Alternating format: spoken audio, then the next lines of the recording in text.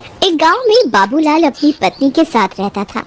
सभी गांव वालों का मानना था कि उसकी पत्नी सुषमा एक चुड़ैल है, लेकिन बाबूलाल गांव वालों की बातों को हमेशा अनसुना कर देता।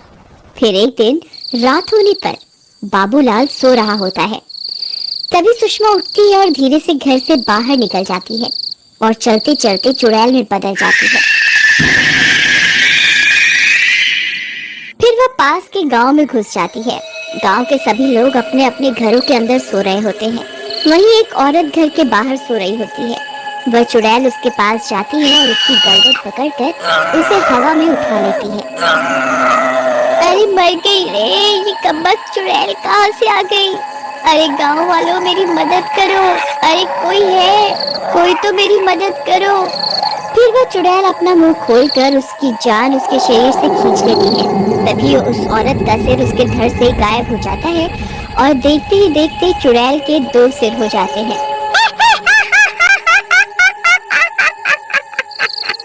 फिर वह चुड़ैल वापस अपने घर की ओर चली जाती है और फिर से औरत के भेष में आ जाती है, लेकिन उसके सिर अब 2 हो चुके होते हैं।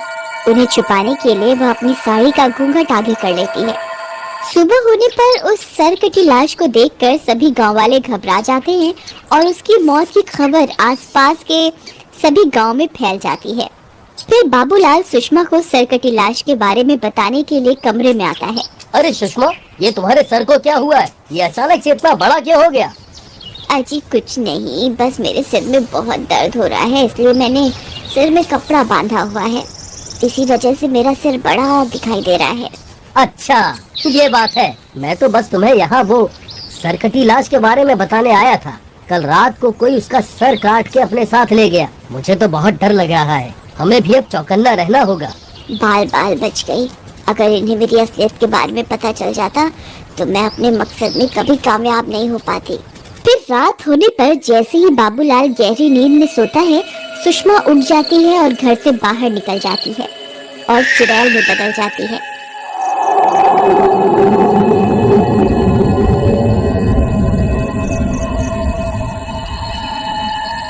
वह अपने शिकार की तलाश करने लगती है। तभी सामने से उसे एक औरत आती हुई दिखाई देती है। वह चुड़ैल एकदम से उसके सामने पहुंच जाती है। अरे इसके 2 सिर हैं। हे भगवान, ये चुड़ैल यहाँ कहाँ से आ गई?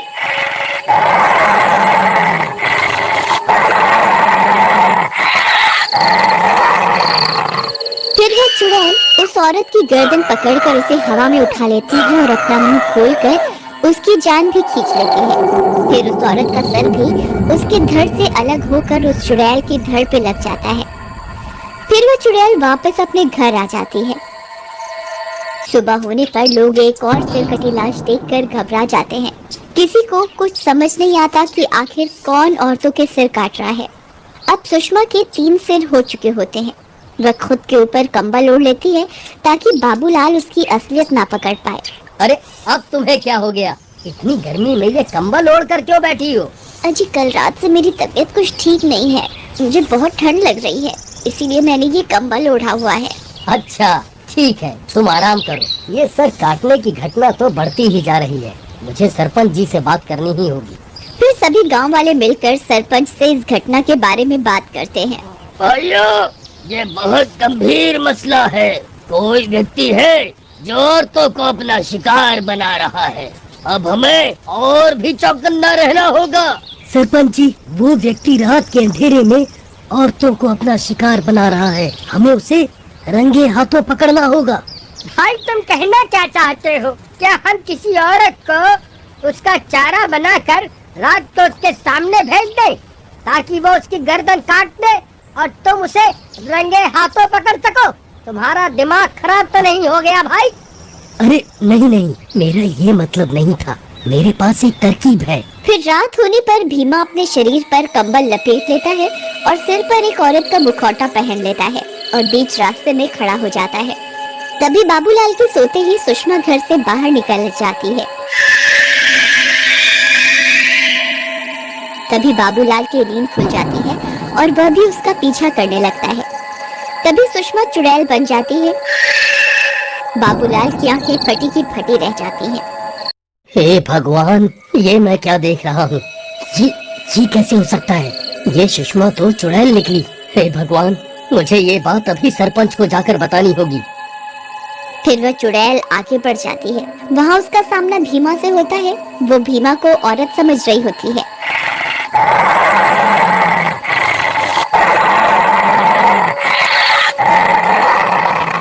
अरे मर गए रे!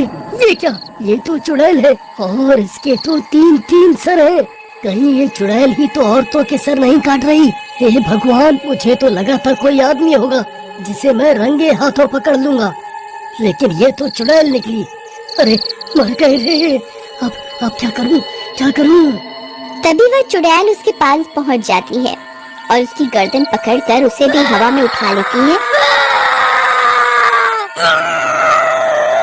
और अपना मुंह खोलकर उसके मुंह में उससे उसकी जान खींचने लगती है।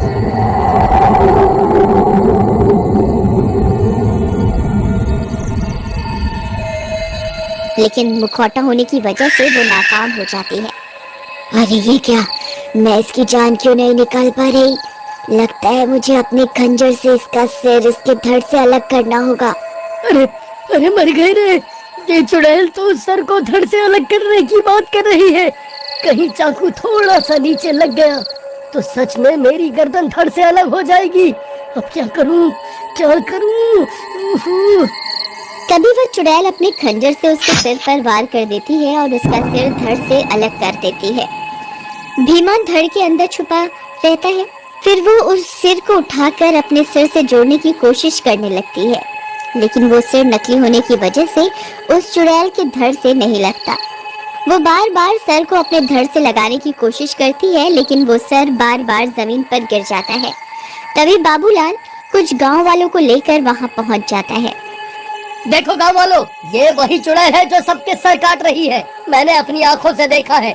इसने सुषमा के शरीर पर अपना कब्जा किया हुआ है।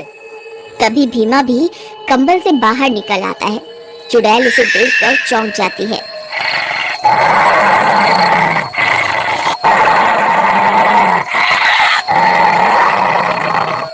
अच्छा, तो तू औरत के रूप में बहरूपिया है। तभी ये सर मेरे धड़ से नहीं जुड़ रहा था। तूने मुझे बेवकूफ बनाकर अच्छा नहीं किया। अब मरने के लिए तैयार हो जा। फिर वह चुड़ैल भीमा की गर्दन पकड़कर उसे भी हवा में उठा लेती है। अरे मर गए! अरे गाँव वालों, मेरी मदद करो! अरे कोई मुझे बचाओ! भाइयों, हमें भीमा की मदद करनी होगी, नहीं तो वो उसकी जान ले लेगी। लेकिन भाई, हम उसकी मदद कैसे करें? वो 3 सर वाली चुड़ैल हमें कच्चा ही खा जाएगी। मुझे ही कुछ करना होगा। अरे नाच मिटो! वहाँ खड़े खड़े क्या देख रहे हो? मेरी मदद क्यों नहीं करते? अरे कोई तो मेरी मदद करो! अरे मर गया रे! बचाओ!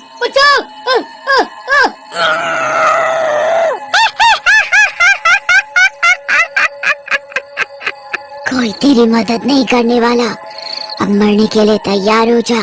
तभी बाबूलाल हाथ में खंजर लेकर वहां पहुंच जाता है और खंजर से उस चुड़ैल के एक सिर को उसके धड़ से अलग कर देता है। चुड़ैल का एक सर कटते ही एक औरत वापस से जिंदा हो जाती है। बाबू भैया, बहुत बढ़िया! देखो, इसका एक सर कटते ही एक औरत जिंदा हो गई। तभी बाबूलाल उसका दूसरा सर भी उसके धड़ से अलग कर देता है और तभी दूसरी औरत भी जिंदा हो जाती है। हे भगवान, अब इसका एक ही सर बचा है। क्या पता इसे काटने से मेरी सुषमा वापस आ जाए। फिर इतना सोचकर बाबूलाल उसके बचे हुए आखिरी सर पर भी खंजर से हमला कर देता है और उसके सारे सर कटते ही वो चुड़ैल वापस सुषमा में बदल जाती है। अब सुषमा हमेशा हमेशा के लिए उस चुड़ैल के चंगुल से आजाद हो जाती है। अरे वाह बाबू भाई, तुम तो बहुत हिम्मत वाले निकले। अकेले ही इस चुड़ैल का सामना करने आ गए। सुषमा, तुम ठीक तो हो ना? तुम्हें कहीं कोई चोट तो नहीं लगी ना? अजी, मैं तो ठीक हूँ, लेकिन हम इतनी रात गए यहाँ क्या कर रहे हैं? ये सब गांव वाले मुझे इस तरह क्यों देख रहे हैं? सब ठीक तो है ना? कहीं मैंने कुछ गड़बड़ तो नहीं की ना? भाभी, अभी आप मेरा सर मेरे धड़ से अलग करने पर उतारू थी, लेकिन अब सब ठीक है। फिर बाबूलाल और सुषमा हंसी खुशी साथ साथ रहने लगते हैं और पूरे गांव को उस 3 सर वाली चुड़ैल से आजादी मिल जाती है।